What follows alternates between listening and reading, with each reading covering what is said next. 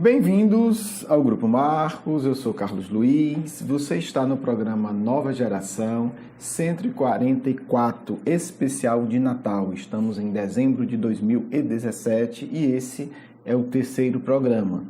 No primeiro nós trabalhamos o nascimento de Jesus e no programa anterior, que eu espero que você se recorde, nós iniciamos o aspecto da integração. Foi o aspecto trabalhado no nascimento de Jesus e agora nós estamos trabalhando o aspecto da integração com Deus. E Jesus trabalha isso através de uma parábola. No episódio anterior, nós iniciamos a refletir sobre o início da parábola, que ficou conhecida como parábola do filho pródigo e que já mudou de nome, mas isso é no final que a gente vai entender.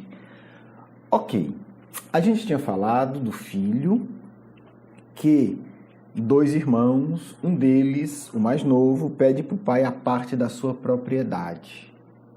E o pai dá essa propriedade. No programa anterior a gente trabalhou justamente o significado real disso para o povo que ouvia essa história do Cristo, dentro de uma cultura específica. Ok, então o pai deu a propriedade para o filho. Continua aqui o Evangelho de Lucas. Não muitos dias depois, reunindo todas as coisas, o filho mais novo ausentou-se do seu país, foi para uma região distante e lá dissipou a sua propriedade, vivendo dissolutamente. Bem, vamos imaginar dois personagens ouvindo essa história. Um mais jovem, que se identifica mais com ele e vai dizer assim, poxa, o cara se deu bem, tá curtindo.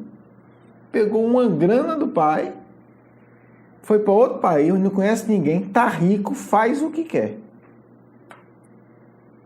O outro, mais maduro, vai dizer, está vivendo algo chamado ilusão.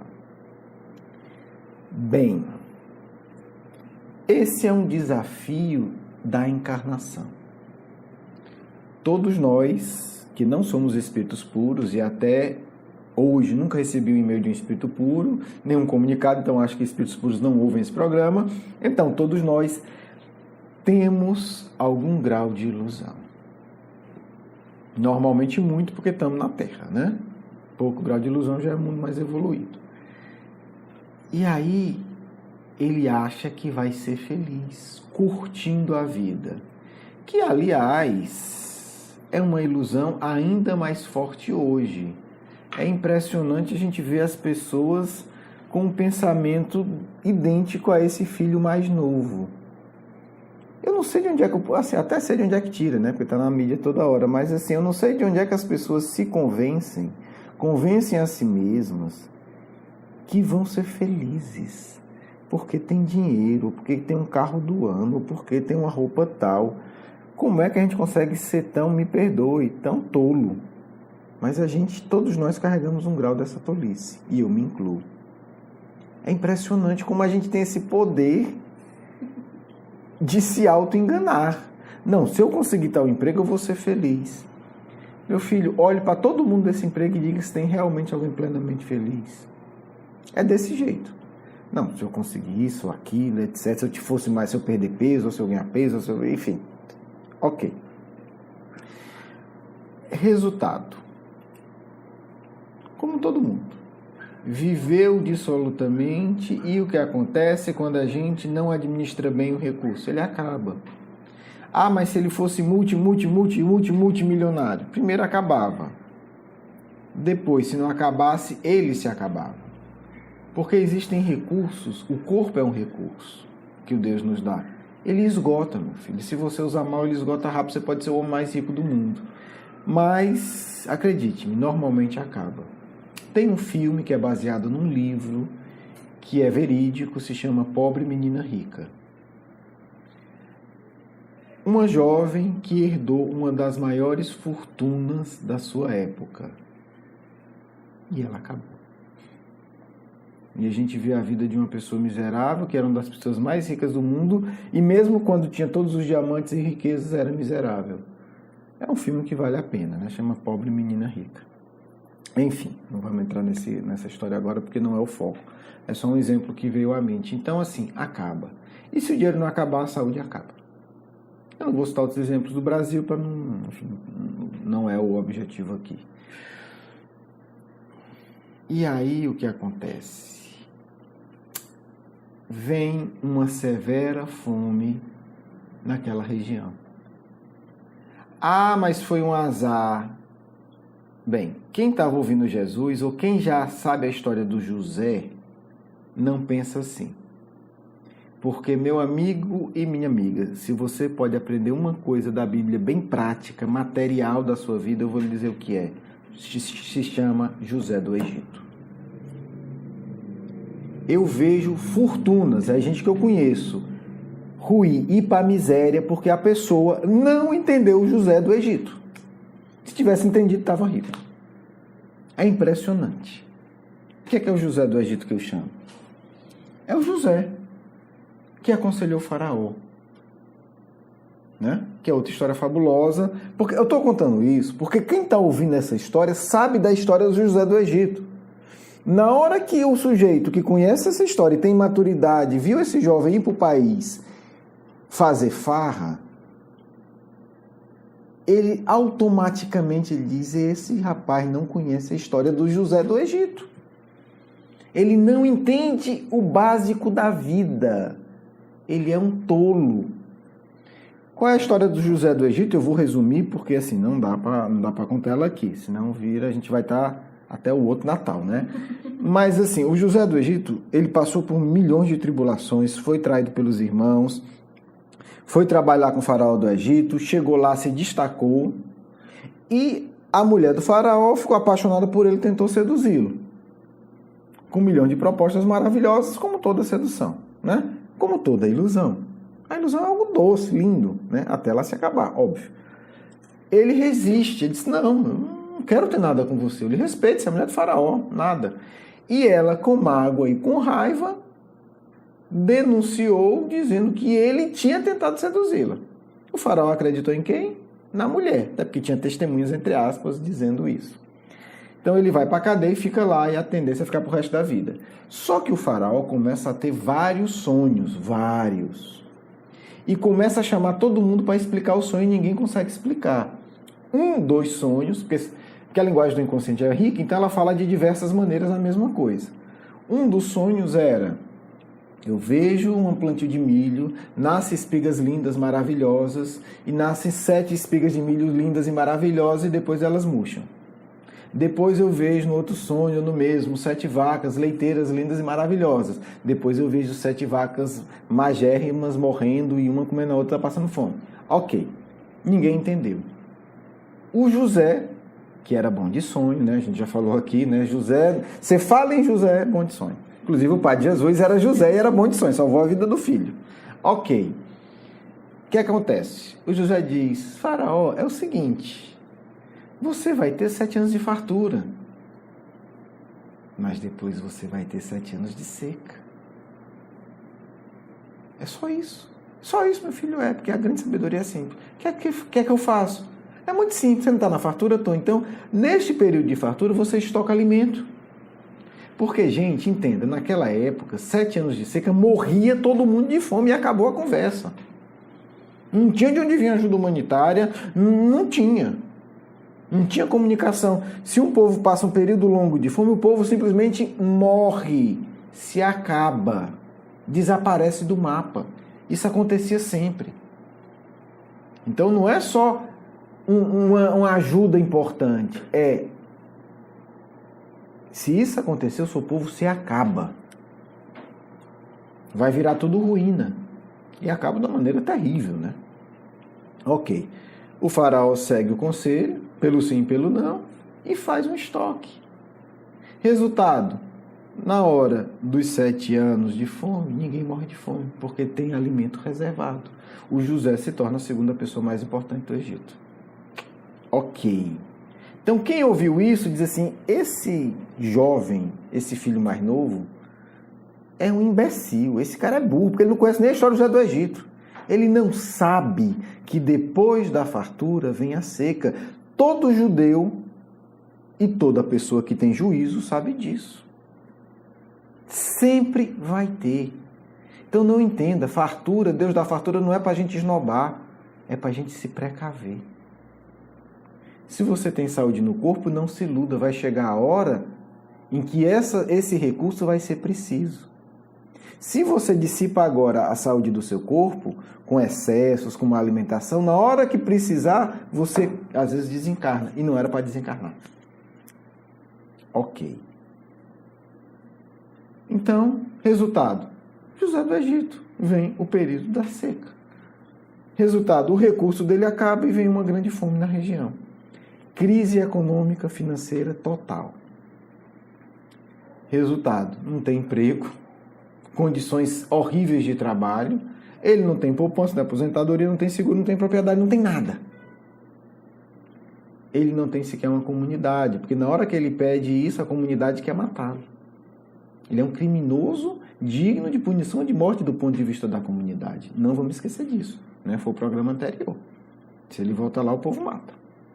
Ok, então ele não tem para quem pedir ajuda. Né? Não tem um amigo do pai, porque todo mundo o detesta.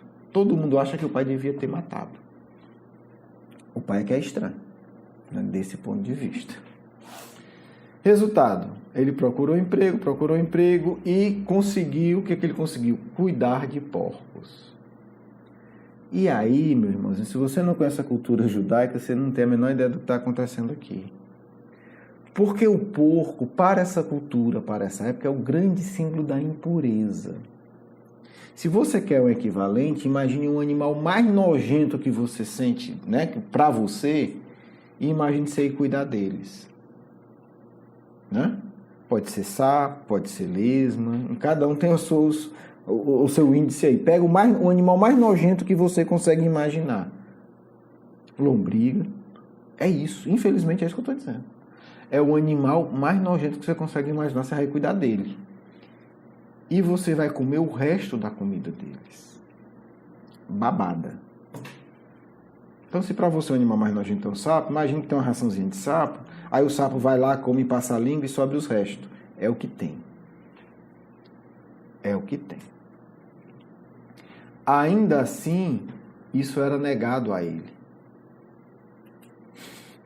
Ainda não era uma coisa tranquila, era negado. Ele tinha que disputar resto de comida com o animal mais nojento da sua cultura. É disso que Jesus está falando. Então imagine aí a situação desse sujeito.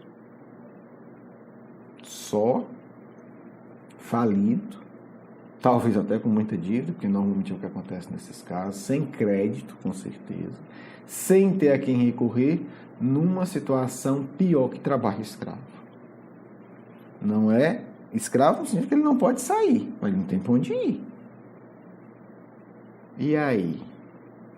Quem está ouvindo diz, óbvio que isso ia acontecer. Óbvio. O jovem desatento que estava ouvindo disse, meu irmão, que negócio sem futuro. Esse cara se deu mal. O garotão se deu mal. Não foi um bom negócio. E aí? Complicado, né? Imagine você nessa situação. Porque eu garanto, eu e você já vivemos isso várias vezes. Ou encarnado ou desencarnado. Aí começa a acontecer algo extraordinário. O sujeito se dá conta que ele tem pai. Isso é um dos fenômenos mais extraordinários de toda a história espiritual de qualquer um de nós. Se você for conversar com um espírito, como um Cristo que tem, sei lá, 10 bilhões de anos de história evolutiva, e você disser, mas assim, um lance extraordinário que você contaria, não se surpreenda se ele falar que é isso aqui. Não se surpreenda. Nós estamos diante de um acontecimento mais extraordinário em bilhões de anos da vida de um espírito. Então, Jesus é bom, né? Ele está falando aqui de uma coisinha simples e tal, mas quando a gente começa a entender por quê, como é que o Evangelho coloca? Mas, caindo em si, ele pensa: quantos empregados assalariados do meu pai têm abundância de pão e eu aqui passo fome? Após levantar-me, as palavras aqui são muito valiosas, irei a meu pai e lhe direi: Pai, pequei contra o céu e diante de ti. Não sou mais digno de ser chamado de teus filhos. Faze de mim como um dos teus assalariados. É isso. Se você um dia estiver diante de um espírito superior ou um espírito puro, e você quiser perguntar alguma coisa e não tiver pergunta, por favor, pergunta isso. Porque é o que toca. Senhor Espírito Superior, Senhor Anjo Gabriel, me diga uma coisa. Me conta esse teu momento. Quando foi que você pensou: levantar-me-ei e irei a meu pai? É isso. É isso. Obviamente não posso falar com conhecimento de causa de toda uma história espiritual de um espírito superior, muito menos de um espírito puro. Mas assim, até agora onde eu consigo ver, eu não consigo ver nada mais importante. Eu acho que a gente tem dois grandes momentos na nossa história espiritual. Um, a nossa criação. Nós não existiríamos. E aí é muito mais profundo e complexo. E acho que o segundo momento mais importante de toda a nossa história espiritual é esse aqui. Levantar-me-ei e irei ao meu Pai. Ok. Vamos encerrar aqui. Vai ter um terceiro, que é o desfecho, né? Nós tivemos o início e nós tivemos esse ponto culminante, onde o sujeito realmente vai pro lodo, tá na desgraça, tá imundo, literalmente imundo.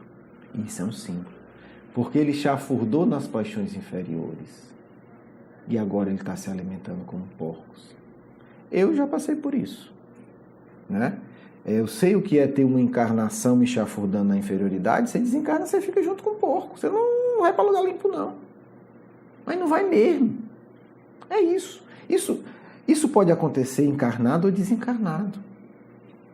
Quem opta por chafurdar, por usar os tesouros do Pai para, né? E aí tesouro eu estou falando de dinheiro, mas também estou falando de saúde, de inteligência, do corpo. Para chafurdar nas paixões inferiores, acaba disputando comida com porco. Acaba disputando comida com lesma. Acaba disputando comida com qualquer bicho nojento que você imaginar. Porque você se fez assim. Mas, a esse momento, vou me levantar e vou ao meu Pai. E vou dizer para ele: errei contigo e com os céus. Não me sinto mais digno de ser teu filho, mas eu quero ser um servo teu. No próximo encontro a gente vai começar, né, desse ponto e vai até o final, vamos concluir. Porque se chama a caminhada de volta ao Pai. É isso que esse filho se propôs. Eu vou voltar para o meu Pai. E é o grande símbolo da evolução. O grande símbolo da evolução, né? É o voltar para casa, é o integrar-se com Deus. Esse é esse tema central que a gente está trabalhando e que Jesus trabalha nessa história. Bem, aguardo vocês no nosso próximo encontro, onde a gente vai retomar isso e vai até o final da parábola. Um grande abraço, um grande beijo no coração, até o nosso próximo encontro. Que o Cristo consiga insuflar em seus corações o amor poderoso que vos fará dizer: Pai, pequei contra ti e vou buscar a tua luz eterna.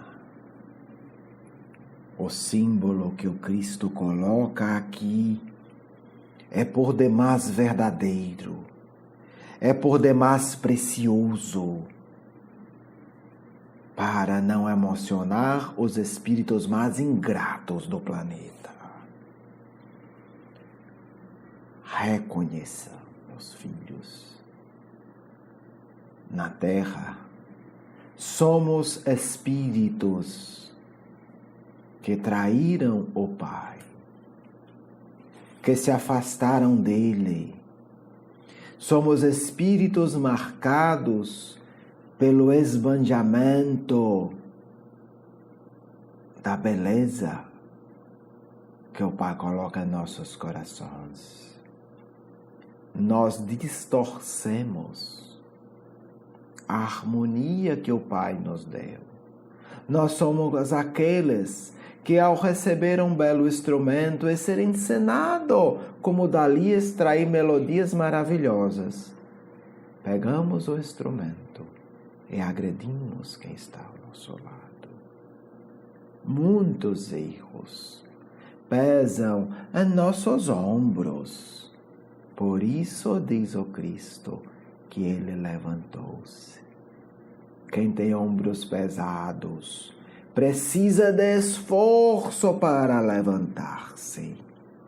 Por isso digo, tenham coragem, tenham força, queiram levantar-se, por mais pesado que estejam seus ombros, e busque a Deus, e busque o Pai.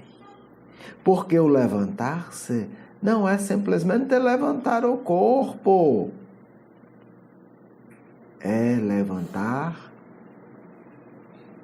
a voz espiritual, a vibração que busca a Deus. André Luiz teve que colocar isso em seus livros, insistir, porque precisa entender parábola. Espírito está em trevas terríveis, mas ele concentra-se, faz prece sincera. É o filho pródigo que se levantou para o Pai. Entendam isso. Entendam o Cristo. E ele é socorrido para começar sua caminhada.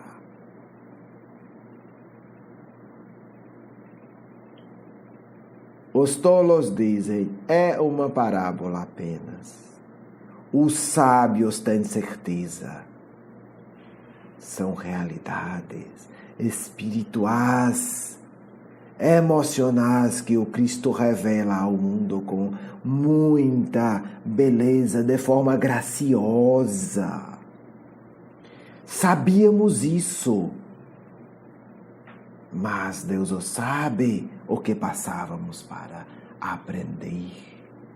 E o Cristo sorrindo conta para os simples. Isso é maravilhoso.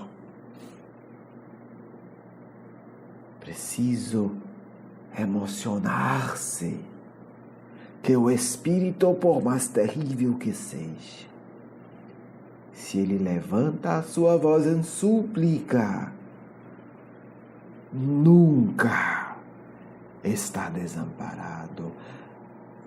É vontade do Pai. Filhos, não interessa a situação. A ordem é que se multiplique, que se monte batalhões espirituais que desçam aonde ele está e o resgate.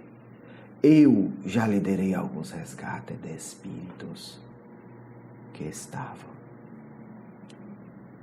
há centenas de milênios, talvez vocês não acreditem, em trevas terríveis, em regiões que não são sequer descritas em psicografias. E o Espírito se levantou. Ele suplicou ajuda. E fomos aos milhares socorrê-lo, porque sabemos, depois que o Cristo ordenou, se torna a lei do mundo. A todo aquele que levantar-se em busca de Deus, o socorro é certo. Quando ouvirem, meu filho, alguma história que sai do coração do Cristo. Entendam, o que sai do coração desse Cristo torna-se lei neste mundo. Depois desse dia, as esferas mais altas já sabiam e entenderam o que virou ordem operacional para nós. Então o Cristo ensina o simples e orienta os sábios, porque para nós não é apenas uma história, são leis que devemos seguir em nosso dia a dia. Que todos fiquem em paz, o amigo espiritual de sempre. Quero agradecer o seu carinho, a sua atenção, e para conhecer mais do nosso curso Educação Espírita, um convite à juventude, do nosso programa Nova Geração e os nossos livros, por favor, visite o nosso blog, grupomarcos.com.br. Você é muito bem-vindo. Um grande abraço.